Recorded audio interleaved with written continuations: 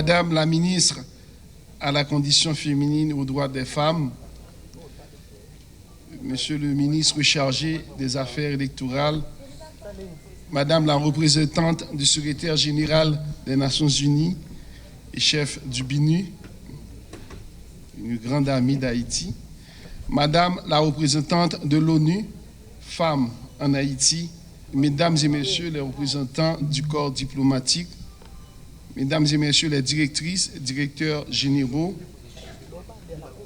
Mesdames les anciennes ministres du ministère de la Condition féminine, Mesdames et Messieurs les partenaires techniques et financiers, Mesdames et Messieurs les conseillers et conseillères électorales, concitoyennes et concitoyens.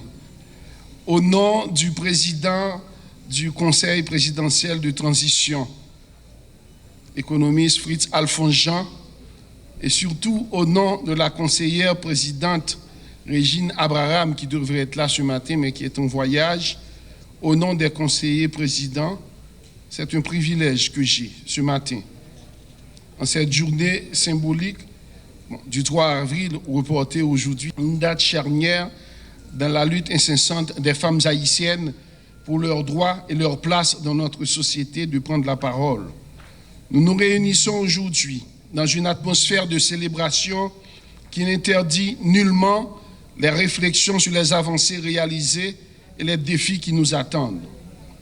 Il convient de préciser d'entrée de jeu que cette lutte séculaire des femmes a pris une toute autre allure en 1995 avec la déclaration, le programme d'action de Beijing, programme ambitieux en faveur de leur autonomisation. Aujourd'hui encore, il représente le cadre de politique mondiale et le plan d'action le plus complet. Et c'est une source constante d'orientation et d'inspiration pour instaurer l'égalité des sexes et les droits humains des femmes et filles partout dans le monde. Le programme d'action couvre 12 sujets de préoccupation essentiels qui n'ont rien perdu de leur pertinence. La pauvreté, de plus en plus féminisante en Haïti, l'éducation et la formation, la santé, la violence, les conflits armés, l'économie, le pouvoir et la prise de décision, les mécanismes institutionnels, les droits humains, les médias, l'environnement et les fillettes. Pour chaque sujet de préoccupation majeure, des objectifs stratégiques sont identifiés, ainsi qu'un catalogue détaillé des mesures qui incombent au gouvernement et aux autres parties prenantes, tant au niveau national, régional qu'international. La République d'Haïti se doit de respecter ses engagements internationaux qui constituent une source intarissable d'orientation pour l'élaboration et la mise en œuvre des politiques nationales. Je souhaite associer ma voix à celle de mes compatriotes pour rendre hommage à toutes les militantes et à chaque femme haïtienne qui, au quotidien, œuvre pour le progrès de notre pays.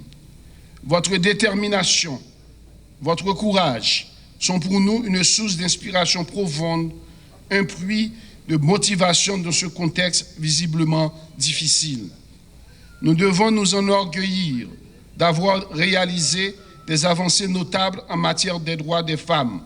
Sur le plan légal, nous avons vu la reconnaissance de ces droits scellés dans notre Constitution et à travers diverses formes législatives, notamment la loi sur la paternité responsable et actuellement le projet de loi sur le travail domestique, un projet de loi sur lequel nous nous penchons chaque jour, la ministre à la Condition féminine et moi, ainsi que d'autres membres du CPT, pour voir dans quelles possibilités nous pouvons établir et passer en Conseil des ministres ce décret sur la loi domestique. Dans le domaine de l'éducation et de l'autonomisation économique, le taux de scolarisation des filles a augmenté en Haïti. Et nous avons mis en place des programmes de formation et d'accès au crédit pour les femmes entrepreneurs, ouvrant ainsi des portes vers de nouvelles opportunités. Pas plus tard que le mois dernier, nous étions en compagnie du ministre des Finances dans le cadre du budget rectificatif. Nous sommes en train d'envisager la possibilité de soutenir ces femmes entrepreneurs dont leur économie a été bafouée vu la situation de violence qui s'est abattue sur Haïti. Car nous devons nous rappeler que le secteur informel haïtien est beaucoup plus soutenu par les femmes. Même si nous entendons qu'il y a un secteur formel, mais l'économie réelle d'Haïti, c'est sous femme Nishita. Si ce n'est pas de femme, depuis la Madame Sarah que nous connaissons depuis longtemps, Haïti, nous pensons que nous avons coulé déjà.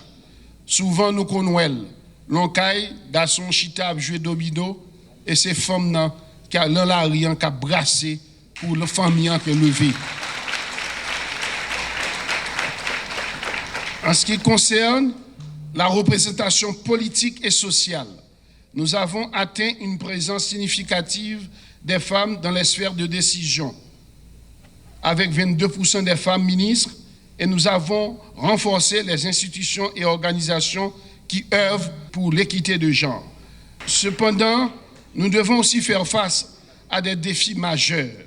La violence à l'égard des femmes représente un fléau persistant, incluant des violences domestiques et des agressions sexuelles qui continuent d'affecter notre société, liées au climat de violence qui secoue les fondements de la nation haïtienne. De plus, nous poursuivons la mise en œuvre de politiques égalité femmes-hommes 2014-2034, ce que je viens de dire, qui vise à garantir l'égalité des droits dans tous les domaines de la vie nationale. La politique envisage la mise en œuvre, EFH envisage la mise en œuvre d'un ensemble de mesures structurantes sur un horizon de 20 ans, 2014 à 2034, pour éliminer les discriminations et promouvoir l'égalité entre les femmes et les hommes dans les domaines clés de la vie nationale. Malheureusement, avec cette violence qui s'est abattue sur Haïti, on sent que de plus en plus, les droits des femmes sont encore beaucoup plus bafoués, surtout au niveau des camps de déplacés. C'est à nous, l'État haïtien, c'est à vous aussi, les femmes, de trouver entre nous des solutions adéquates. Et plus loin, j'ai aussi une prise de position claire là-dessus. De surcroît, nous nous engageons à créer et renforcer les centres d'accueil pour les victimes, leur offrant un soutien essentiel. Les inégalités économiques et sociales demeurent également préoccupantes. L'accès aux opportunités économiques et au financement est encore difficile pour de nombreuses femmes. Et nous constatons une précarité du travail féminin ainsi qu'une sous-représentation dans les postes de responsabilité. C'est la raison pour laquelle j'insiste que le comportement de PDK Saint-Jean, dans le Conseil des ministres, ça devrait être aussi le comportement de toutes les femmes dans toute organisation que nous. Bloquer ce qui se passe si nous pas arriver à joindre. Parce que le plus souvent, c'est un réflexe, je pourrais dire même sexiste des hommes. Nous avons toujours tendance à prendre toute bagaille pour nous. Et pourtant, les femmes dans tête en bagaille, nous toujours montrer qu'ils sont beaucoup plus efficaces. C'est des expériences. Il s'avère aussi impérieux d'encourager l'entrepreneuriat féminin en facilitant l'accès au crédit et en soutenant les initiatives innovantes. Parallèlement, nous développons des programmes de formation et d'employabilité spécifiquement destinés aux jeunes filles et aux femmes, afin qu'elles puissent s'épanouir sur le marché du travail. Et nous, actuellement, le ministre Pedrika a un projet comme ça au niveau de plusieurs départements, mais 2 ou 3 départements, en attendant de jouer plus de fonds pour permettre la formation, des programmes de formation et d'employabilité de nos jeunes femmes pour permettre plus fort encore sur le marché du travail. Nous devons sensibiliser notre société sur l'importance du respect des droits des femmes afin de bâtir une culture de l'égalité qui perdurera dans le temps.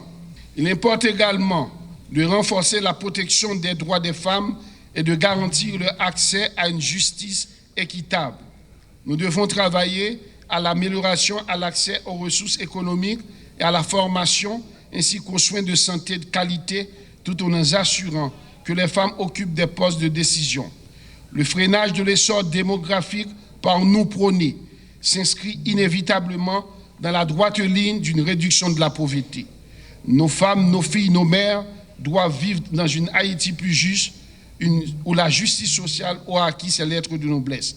Je le répète, il y a une bataille aussi qui doit se faire aujourd'hui en ce qui a trait à cette explosion démographique.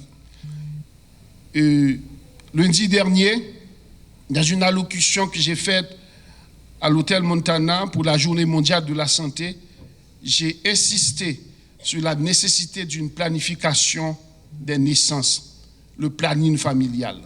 L'explosion démographique aujourd'hui est l'une des causes de cette insécurité qui s'est abattue sur nous.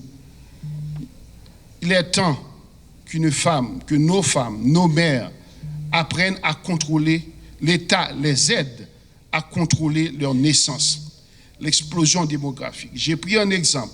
Nous sommes Haïti a une superficie de près de 27 750 km².